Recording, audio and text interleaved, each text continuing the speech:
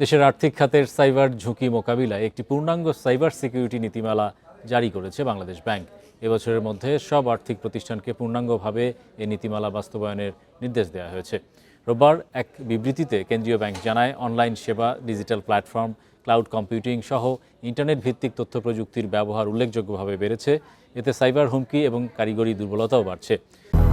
200-র বেশি সার্ভিস ও ফিচারে লেনদেনের সব বিকাশ অ্যাপে সম্ভব। সাইবার হুমকি মোকাবিলায় গ্রাহকের তথ্যের গোপনীয়তা ও সুরক্ষা নিশ্চিত করার পাশাপাশি প্রযুক্তিগত অবকাঠামো স্থিতিশীলতা বজায় রাখার উপর গুরুত্ব দেওয়া হয়েছে। এছাড়া আর্থিক প্রতিষ্ঠানগুলোকে নথিপত্র সংরক্ষণ, সুরক্ষিত সিস্টেম বজায় রাখা এবং নিয়মিত মনিটরিং নিশ্চিত করার নির্দেশ দিয়েছে বাংলাদেশ ব্যাংক।